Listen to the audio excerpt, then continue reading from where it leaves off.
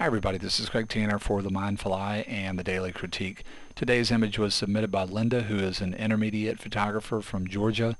Linda says this is a rusty door on an old abandoned building. She says one of the things she was trying to show here was texture.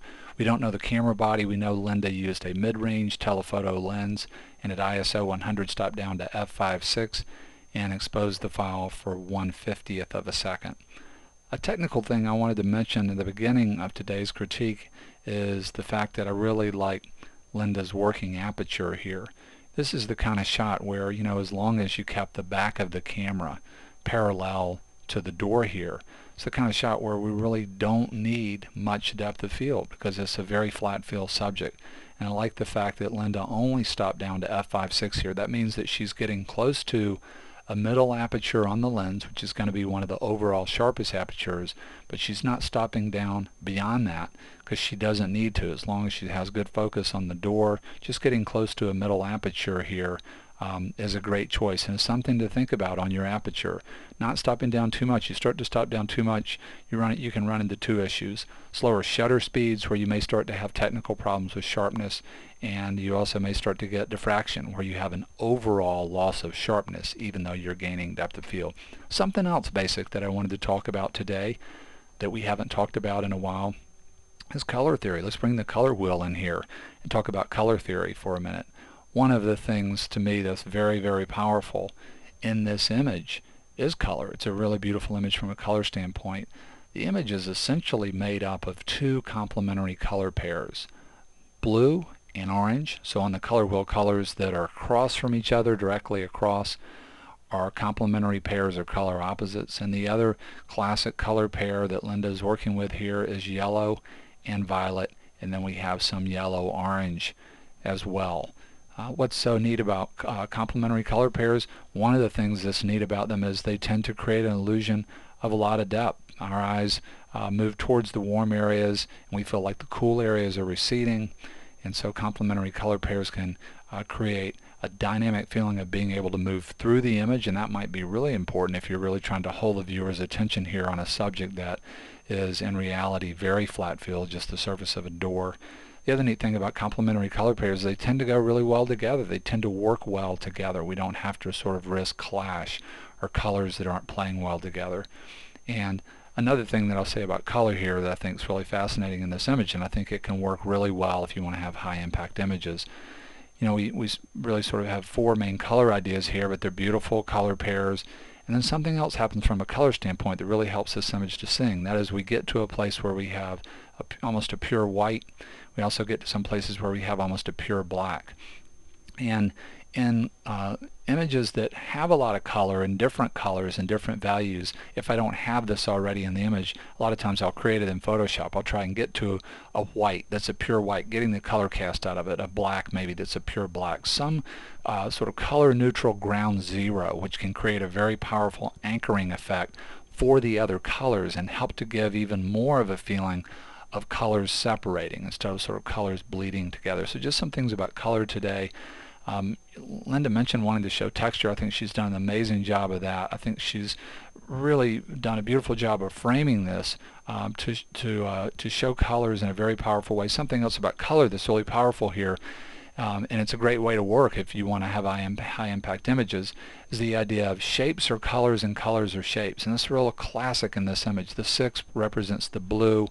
You have other areas that seem like the areas with the most paint that are violet, and then another layer down which seems to be more orange, and then the most faded areas seem to be yellow. So really neat the way colors are shapes and shapes are colors. A really beautiful color study and quality of line study and texture study on this door. I'd like to make it even simpler. One of the things I'd do to this right away to push it more towards a graphic variation is I would go ahead and copy the background here. I'd hit the J key to bring up the spot healing brush, and I would just spot heal out these two small high contrast areas that to me are not doing anything at all for the image, and that makes a very big difference in how my eye moves around in this image. It really helps to simplify it and brings the 6 forward. The next thing that I would do is I'd go to my adjustment panel, I'd select curves, I get the measuring tool here that's going to allow me to see where I am on the curve, and I would sort of check out what's happening in here. Where is that on the curve? Because for me, this is too bright. It's coming forward and competing with my main idea. So I'm going to go somewhere up in here. I'm not going to think about it too much. I'm just going to pull it way down, big honking off the chain adjustment. I'm going to go back to layers panel, make sure the mask is active, Apple delete or Control delete to fill the mask with black. B for the brush key, make sure that my hardness on the brush is at 0% because I'm going to be applying a local change to a mask and I want that to be very subtle. And I'm going to go to an opacity of about 15% or so, and I'm going to get a big brush and I'm going to start to knock down this bright area. It's almost going to be, and let me do something here too, I'm going to change this to luminosity mode because I don't want it to get more saturated. I just want it to get darker, and it's going to be almost like pushing back on that part of the door to keep it from competing so much with a 6. And I could get a smaller brush if I was working on this more critically, and I might come in and just darken these areas. I probably wouldn't make a selection. I can't stand making selections in Photoshop. Then you end up with edges that are whack, and then you've got to go in and deal with all that. I'd rather just take this up to 100%, spend a little time with the brush, and do this work in a subtle, controlled way like a painter.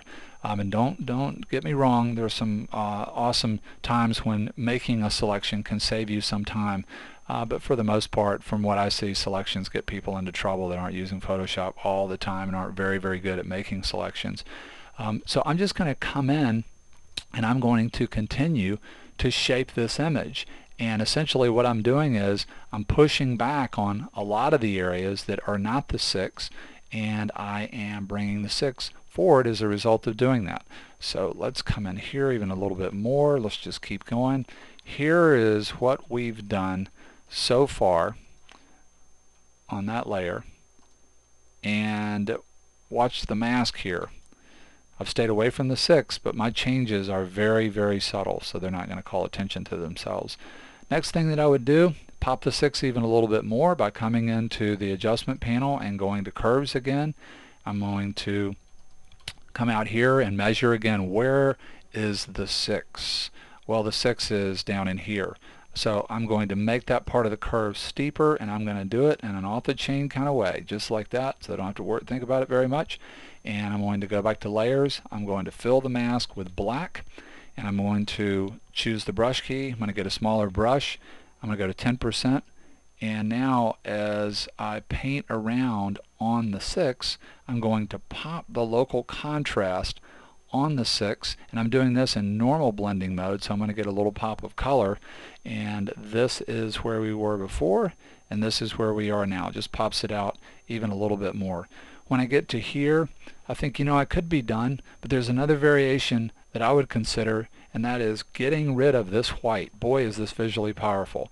White is the absence of color in a color file. This has an enormous amount of visual weight. This is one of the highest contrast areas in the image. It's above the 6, so it has more visual weight because it's higher. It's coming out of a corner. I would think about a variation of this image where I crop that away. So let's do that. And I come to right here, and then once I do that, I look at this guy right here and I think, I don't know about that. What happens if I get rid of that guy? I'm going to go right back and make this layer active, grab the spot healing tool, take it away, and I like this quite a bit, but I tend to like things that are very simple and very graphic, and the variation where we go back and we include all the information works pretty well too. I like this quite a bit too. Be interesting to hear what other people think. Mainly what I think is where we started with this is just awesome. This is just really beautifully seen and is such a beautiful example of working with color in a way that has a lot of high impact. A really beautiful job of framing this and giving the idea of the 6 space to breathe. 6 is a very, very powerful number for all kinds of reasons, and so that makes a really great standalone subject. Last thing I'll say here is I love this image so much. Boy, it makes me think to say to Linda, this to me is the start of an incredible series. What about a show of numbers 1 through 12, or numbers 1 through 8, or a show of just all the different ways you can do the number 6. I look at this image and it's so strong. I think, let's do a whole portfolio. Let's let this image be the motivation for a portfolio. I want to say a big thank you to Linda for sharing this image with us on the Mindful Eyes Daily Critique.